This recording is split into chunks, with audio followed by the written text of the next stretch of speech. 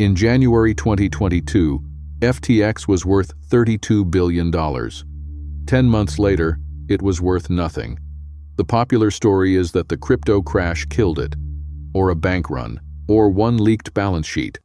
All three are wrong in the same way. They describe the moment the hole was found, not the moment it was dug. Here is what the court record shows. FTX, the exchange, and Alameda Research, the trading firm run by the same people, were never really separate. Customer deposits were routed into a bank account Alameda controlled, and inside FTX's own code, Alameda was given a quiet exemption from the one system meant to stop any account from spending money it didn't have. By the time customers tried to withdraw, there was nothing left. The run didn't create the shortfall. It exposed one that had existed for years. The story starts with two companies and the same small group of people. In 2017, Sam Bankman-Fried founded Alameda Research, a crypto trading firm. 2 years later, in 2019, he and Gary Wang built FTX, an exchange where ordinary customers could buy and sell crypto. On paper, these were separate businesses. One traded its own money, the other simply held yours. That separation is the whole promise of an exchange. It's the thing that was never actually true. For a while, FTX looked like the most trustworthy name in a chaotic industry. By January 2022, it had raised money at a $32 billion valuation. It put its name on a Miami arena, ran a Super Bowl ad, and its founder testified in front of Congress about how crypto should be regulated. FTX was the safe choice, the grown-up in the room. That reputation is exactly what made the arrangement underneath it possible. Because nobody audits the company everyone already trusts. Here is the arrangement.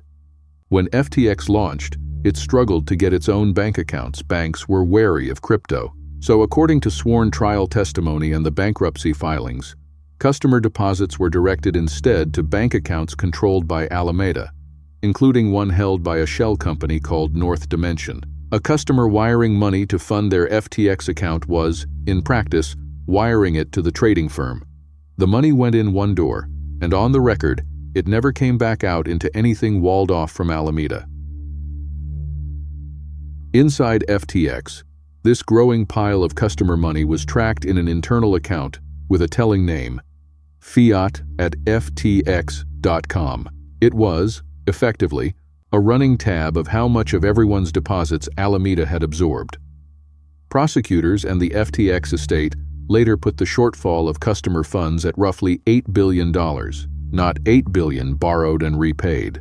$8 billion spent on trades, loans, real estate, and venture bets, while the exchange kept telling customers their money was right where they left it. So sit with the number. $8 billion of ordinary people's deposits, sitting inside a hedge fund that could lose it. This was not a startup that hadn't gotten around to opening a bank account. This was the core design. And it only worked because of one more piece, a piece written not in a contract, but in FTX's own software. Gary Wang was FTX's co-founder and chief technology officer. He wrote much of the code the exchange ran on, and at trial, Wang testified that, at Bankman-Fried's direction, he gave Alameda's account on FTX special abilities no other customer had. The first was a setting that let Alameda's balance go negative to keep trading and withdrawing after its account hit zero. Every other user who ran out of money was cut off. Alameda simply kept going. The second privilege is the one this episode is named for. Every account on FTX was policed by an automated risk engine code that watched for positions falling underwater and liquidated them before the losses could spread to everyone else. Wang testified that Alameda was quietly exempted from that engine. One special condition in the code, and the firm holding everyone's deposits could never be auto-liquidated, no matter how deep underwater it went. Wang testified Alameda's line of credit on the exchange was raised to $65 billion. Not a real loan from a real lender, a number in a database, backed by customer money. Put those two changes together, and you get something no honest exchange could offer: an unlimited, uncallable line of credit, drawn against other people's deposits. Alameda could take the money, and nothing in the system could force it to give the money back. That is the hole. It was dug quietly, years before anyone noticed, which is why, when the noticing finally came, it came all at once. November 2022. It started with a document. On November 2nd, the crypto news site CoinDesk published a leaked copy of Alameda's balance sheet, and it was strange. A huge share of the firm's supposed assets was FTT, a token FTX had invented and printed itself. Alameda's balance sheet was propped up by its sister company's homemade coin. To anyone paying attention, it raised one question: what is actually backing all of this? That question found the worst possible reader. On November 6th, Changpeng Zhao, head of Binance, the largest exchange in the world, and an early FTX investor, announced Binance would sell its entire holding of FTT publicly, all at once. The price of FTT began to fall, and every FTX customer who had been half worried for months did the one thing the system could not survive. They tried to withdraw. In 72 hours, customers asked for roughly $5 billion back. A normal exchange holds your deposits and hands them over on demand. FTX couldn't because the deposits weren't there. They'd been sitting inside Alameda for years. On November 8th, FTX quietly stopped processing withdrawals. The money customers were staring at on their screens had, in a real sense, already been spent. It ended fast. Binance looked at FTX's books and, on November 9th, walked away from a rescue deal within a day. On November 11th, 2022, 9 days after the CoinDesk story, FTX, Alameda, and more than 130 affiliated entities filed for bankruptcy. Bankman-Fried resigned. In his place came a man who had cleaned up after Enron.